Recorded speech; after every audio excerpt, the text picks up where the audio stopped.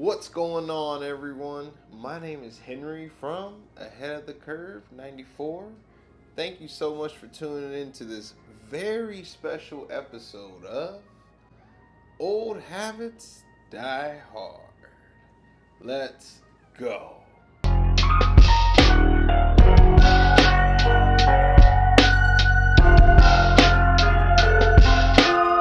Sleepy Hollow, 1999. The plot follows police constable Ichabod Crane, Johnny Depp, sent from New York City to investigate a series of murders in the village of Sleepy Hollow by a mysterious headless horseman. Early on, let's get to the elephant in the room here, okay? The age difference between our two stars. Johnny Depp and Christina Ricci, he's about double her age in this point. I believe, if I'm not mistaken, I think she was 18 when she's making this, so to me, it feels a little bit like cradle rocking, but that's just me. I'm 30 years old, by the way, so I'm way too old to date an 18-year-old. Johnny Depp was like 35, 36. It's like, I don't know. That always threw me off, even when I was young watching this movie. Speaking of which, yeah, I was way too young watching this movie. If I'm not mistaken, I think my dad took me, just me actually, to see this in theaters. And then constantly it would just rerun in our household. Whether it came on TV, we had the VHS. This movie was a staple in my household. Specifically for like the Halloween season, because this is, I don't know, perfect gothic horror. It's eerie, it's creepy, it's just oozing in the best way possible.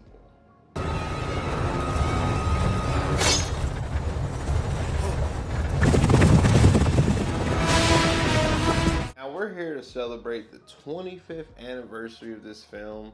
As of this recording, it's early December, so I kind of missed it by a couple weeks. When it comes to this series, usually it's something near and dear to my heart. Sometimes it's not always a great movie, though, to be fair. Sleepy Hollow, has it aged well? Let's see. Immediately, this one pulls you in with the score. You got goddamn Danny Elfman on the ones and twos, just killing it. So we got the score out the way. Okay. Constant throughout the film. Banger.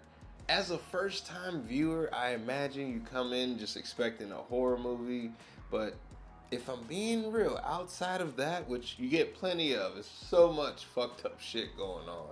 Outside of that, you get this really interesting conspiracy about this really small fucked up town. Honestly, it's much more deeper than you think. This movie had the tagline, heads will roll. They waste no goddamn time getting into that.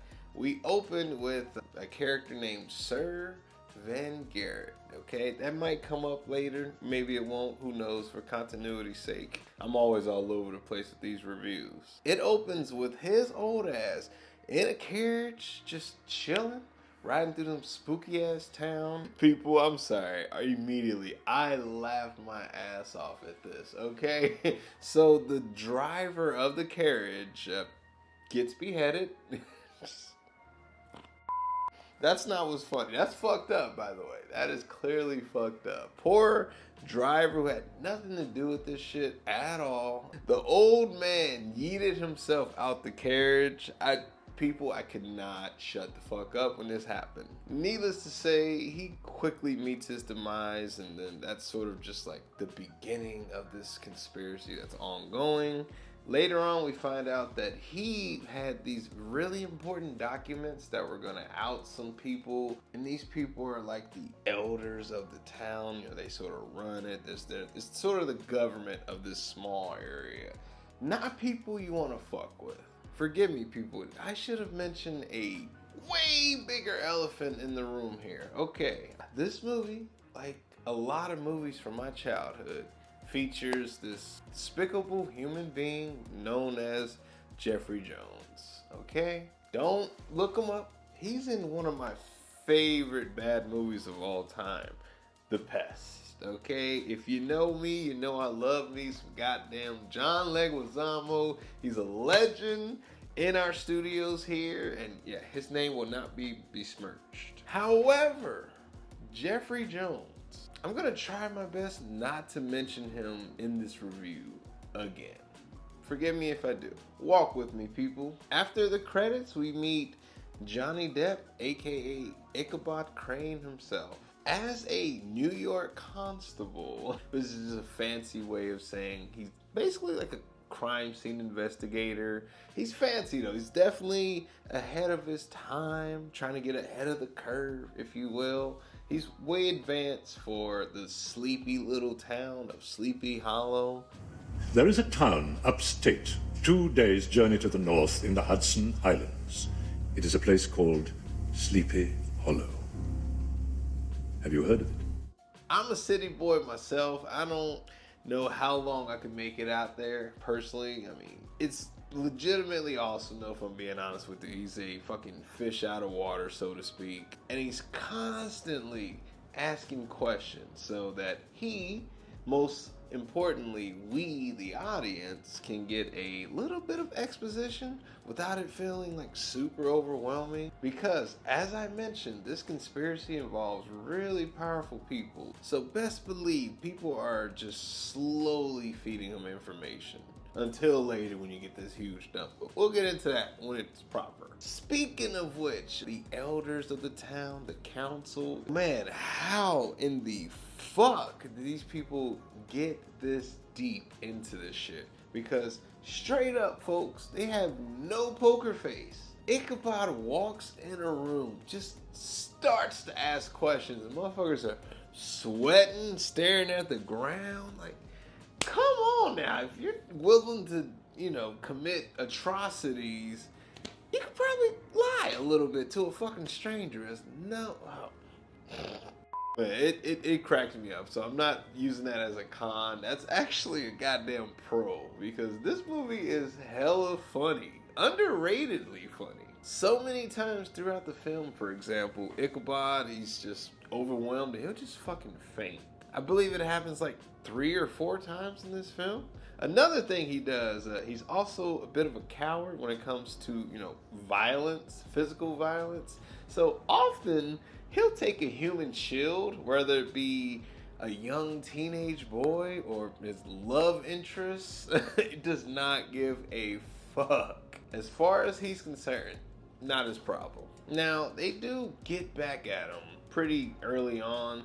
They tell him bits of the Horseman's origin. Like I said, we get it sprinkled out for later, but there's plenty of setup in this first flashback where it's legitimately how the Headless Horseman became a Headless Horseman. I don't know what to tell you, folks. In this flashback, he's played by Christopher Walken, who has these goddamn shark teeth. Looks like he's out of, which I did a episode of The Shit Show. Please check that one out.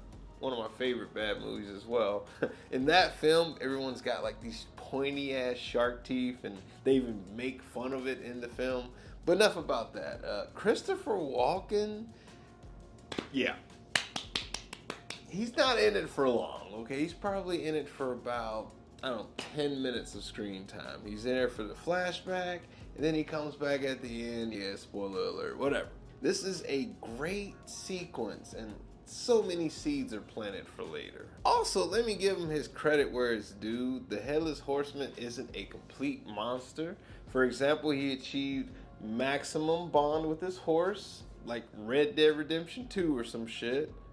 Straight up, yeah. I appreciate that his horse gets shot, he stops what he's doing.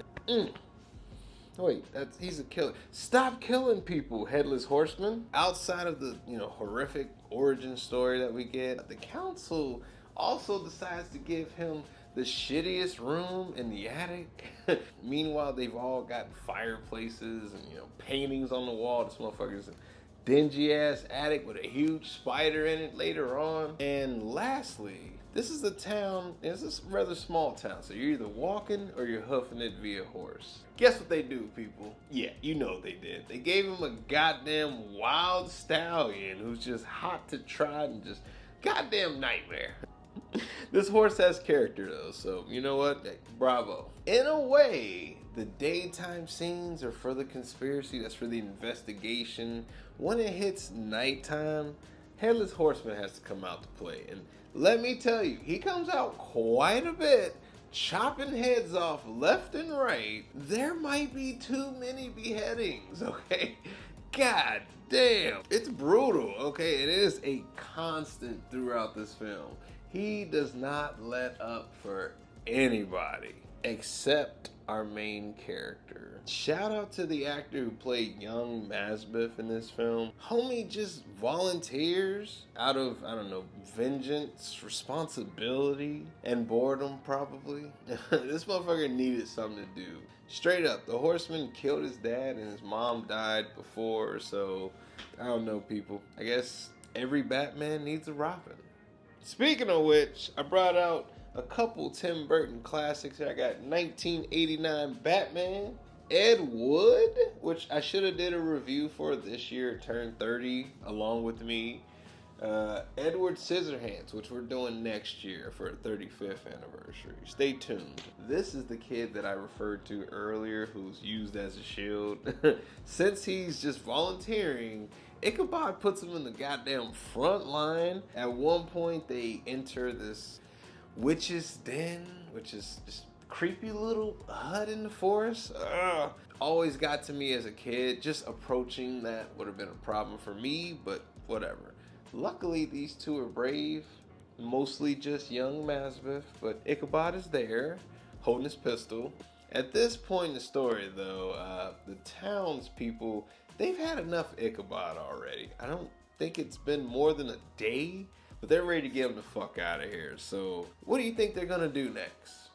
To rid him in a world where a headless horseman is running amok and killing townsfolk every night, they decide to don a disguise. Goddamn Casper Van Dien, who I need to mention at one point, but he decides to take matters into his own hands and dons a goddamn disguise. Throws a goddamn flaming jack-o'-lantern at him, which, that's a great shot, by the way. That one always stuck with me as a kid, but they're such dicks. People, your loved ones are literally still actively being killed night after night by this entity. How's this funny? Fuck these people. How do you have time to laugh, okay? It's still ongoing. So Ichabod passes out. This is where we get the first glimpse of his past. It's a weird fairy tale like dream. I'm assuming it didn't happen quite like this because some of it's truly unbelievable. This feels so Tim Burton-y. Do not be deceived by how pretty everything looks in that first flashback. This shit is fucked up. Before we can finish this dream, Ichabod wakes up. Goddamn, Christina Ricci is doing the worst at just making herself look like a prime suspect here. Wow, I found this a little stupid, if I'm being honest with you. I mean, come on. She takes Ichabod out to the woods. She takes him to this, well, I guess it once was a big house, but all that's left is a goddamn chimney. Speaking of which, in LA, that piece of land right there, I bet that's like $100K right there. Yeah, she's really just not doing herself any favors during this active investigation. She clearly practices some type of witchcraft. You know, she's very spiritual, if you will, like most girls at that age. Cut that out, editor. Nope. I mentioned Casper Van Dien earlier. Okay, now he's been a dick throughout this film, so it's time for him to get his comeuppance. He decides he has to be the one to take the horseman down, which is clearly ignoring him. I'm not kidding, people. He shoots him, he stabs him. He's just like, okay, you've had 2 chances, bitch. 3rd time it's your ass. He legit fucked around and found out. I mean, not for long, because his ass got bisected. Oh, that's brutal. Ichabod as well gets fucked up in this scene. Horseman lets him live, of course, but man, that didn't look fun, okay? He goddamn stabbed him in the chest near the heart and then flipped him over his shoulder like it was nothing. That's dope. Next, the Horseman decides to go for this family who's just having the most perfect family night. Everything's just great in life and they're just happy and cheerful. They're planning for the future and saving their pennies. Horseman comes in and decides to just fuck all that. All of you gotta go, including the kid. Okay, as a kid, when I watched this movie, usually we're safe to an extent in horror movies. You know, usually we get saved by the brave adult at the end or something like that. Nope, Horseman does not give a fuck. Before you know it, it cuts to the Horseman and he's just tucking in a small little head in his bag. Jesus, man. Goddamn, Tim. I think at this point we get to another dream flashback. They never really tell us how much of this shit is real. And, you know, it kind of bugs me because Ichabod dreams about his father killing his mother by putting her in an Iron Maiden. And then she falls out and there's just this pool of blood hovering behind her. It is something that I'm never going to forget. That shot right there. As a kid, that was the part I used to hide away from. I would cover up until something else happened. That shit fucked me up. All that being said, in the dream, Ichabod hurts his hands and that's why he has these scars. When he wakes up, they are bleeding as if they're fresh. I never understood that. Is that somehow like in this town of Sleepy Hollow, besides the Horseman, we have this other thing going on? I don't know. That one always confused the fuck out of me. Props to the movie though for always bringing in this new part of the conspiracy. There's always a person who stabbed another one in the back. There's affairs. Yeah, there's definitely affairs. One of the elders, Mr. Van Garrett, fucking terrible husband. Not that she's perfect, but at one point, okay, she's picking flowers. He's on a horse. You know, they're talking to each other, having a conversation. Horseman comes from behind her. This motherfucker doesn't say shit, but he ran before she could even die. It's like, dude, you're a fucking bitch. I punched that motherfucker in the gut. Oh, man. He gets his, of course, which is a badass scene. The church sequence. Whoo, people. Okay, this is like at the beginning of the third act, okay? A lot has been revealed. Not really well in this review. I do apologize, but definitely check this shit out, okay? It's worth it. Clearly, I've got mostly positive things to say here. So, yeah, the church sequence. Since the Horseman is this dark entity, he cannot enter on hallowed ground. Not only is he not allowed, even his weapons are ineffective. As soon as they cross that picket fence, they just get Thanos snapped into nothing. This motherfucker gets inventive, pulls a part of that picket fence, ties a rope to it, and just, this movie, it holds up, okay? Shit. Horseman uses his ingenuity and lives to slay another day. And after all this shit, Johnny Depp's ready to go. And who can fucking blame him? He deduces, well, incorrectly deduces that Christina Ricci's character, Katrina, she's the one behind this. So, you know, it turns out he's wrong, but he doesn't know that just yet. So he bids farewell, and on his way home, he pulls out this book that was given to him.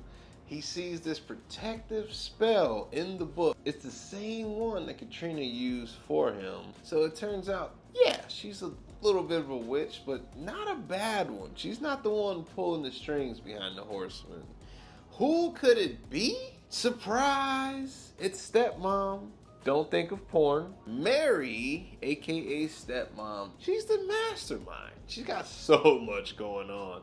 She's crazy. She is the one who's summoning the Horseman to do her bidding so she can inherit the Van Garrett fortune. Of course, she must kill Christina Ricci's character because she is currently the heir to it. So, hey, bye-bye, daughter. Mary is, oh man, I'm gonna be honest with you people. for this last bit of the movie, I'm gonna be real. She's the goddamn MVP of the whole film. She was even there when the horseman was killed. Those little girls in the flashback, that was her and her sister. So, man, she's literally in from the get-go.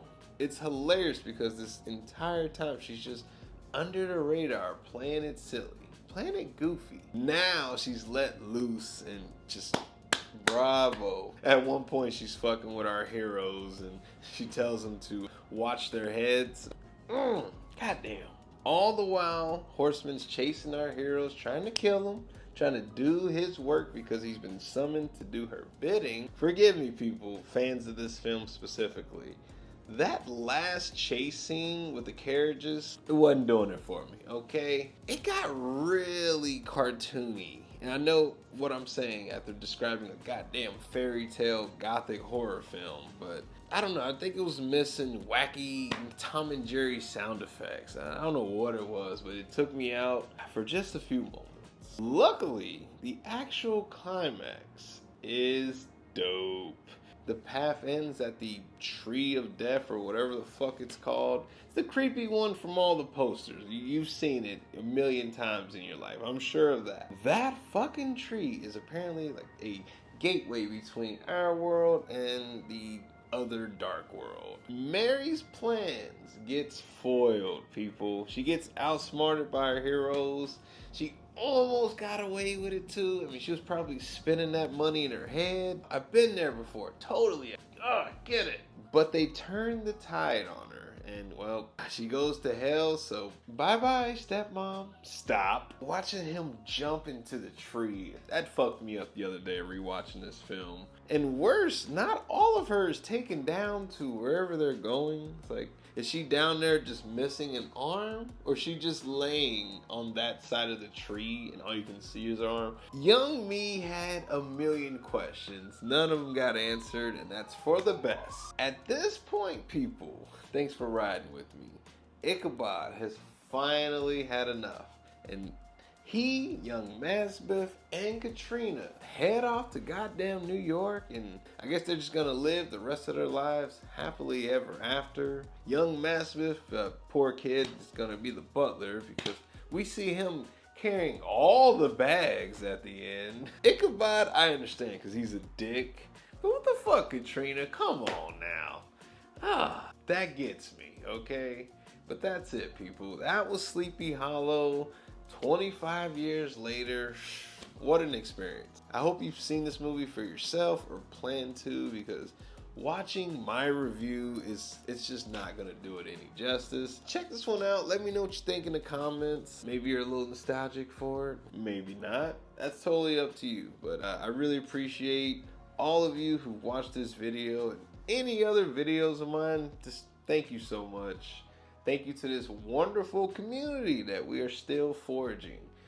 Man, I appreciate all of you. My name's Henry from... I cannot believe this, people. I almost closed out this video without giving my goddamn rating. Okay, that's how excited I've been for this one. Sleepy Hollow gets a new religion rating. Now, that is the highest one we can possibly give. So, yeah. Clearly, I recommend you see this movie, and also clearly, it means a lot to me. Thank you. Once again, my name is Henry from Ahead of the Curve 94, and I'm signing out, y'all. Deuces. Hey, it's me again, the guy from the thing you just watched, or fell asleep on, and you know who you are. Either way, I just need to say thank you so much. You deserve a reward. So there you go. And while we're here, please consider subscribing, leaving a comment, and most definitely check out another video. Perhaps this one right here, or maybe that one over there. The choice is entirely up to you. And that is the Ahead of the Curve promise.